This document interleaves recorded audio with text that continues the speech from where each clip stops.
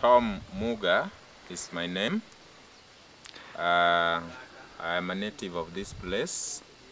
This is Rangwe Division, Homa Bay District, Nyanza Province, found in Western Kenya. I am here at the site of the buildings where the Orphfund is going to build the orphanage for children in Kenya. I am a teacher by profession and have been in contact with many children from the schools that are found in the rural area here. I came face to face with the plight of these children because I meet them every morning.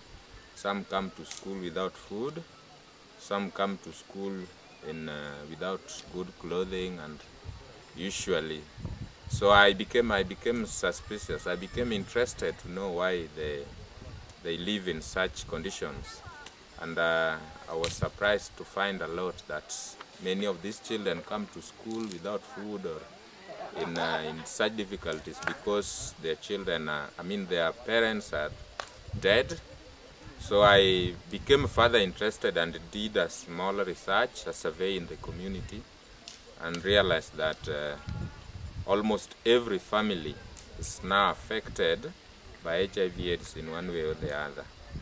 So I thought, the compassion came to me. I thought, what can I do? Do we just sit back and watch and see these children suffering this much? So I made a proposal and contacted several organizations. Fortunately, Orphfund was interested in what we were doing. I contacted Steve, who is the leader of this organization, in 2007, and he came to Kenya last year, 2008 in July, and did a research and confirmed that what was in the proposal was actually what was taking place in the village.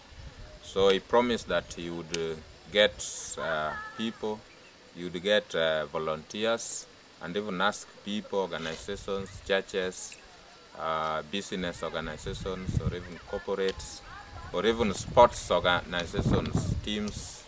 And so we were very happy that a group of 10 or 11 volunteers came from Canada, Scotland, England, Australia, South Africa, and Israel. This one is just a drop in the ocean, but it is better than nothing.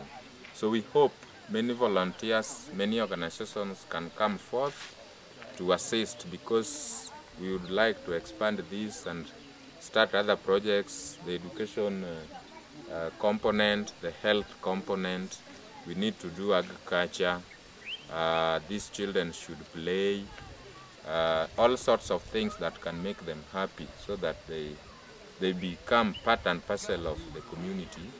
As I said from the beginning, that Africa is blessed with many resources, but the trade is not favoring Africa.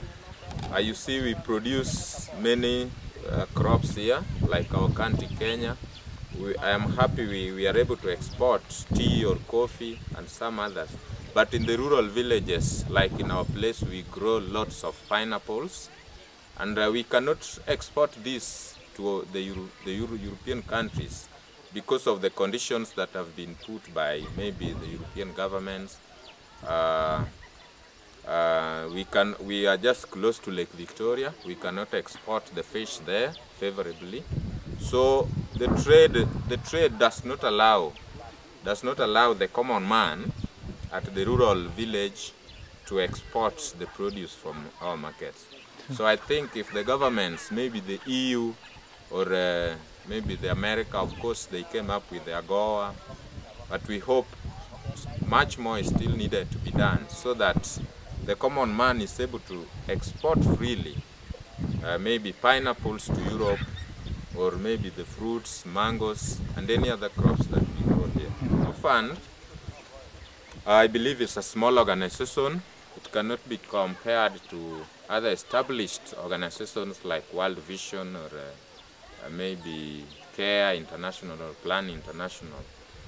But from the small group, or from the short period that Orphfund was established, established. This I've got from the volunteers here. It has done some good work. We are told it has done work in Cambodia. It has built an orphanage in Sierra Leone, and now they are working in Kenya.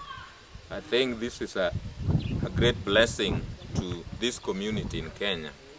I just want to say thank you very much, Orphfund, and please continue to raise funds for this project to succeed, and even to expand it so that it can accommodate the large number of children that are orphans but cannot get space here at the moment because of lack of spaces.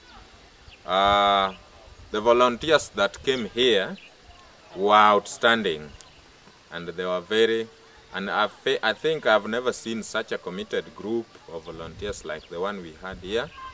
They came and lived like we lived, ate from what we ate, lived in the houses that we have here, and was soon able to become part and parcel of the community here.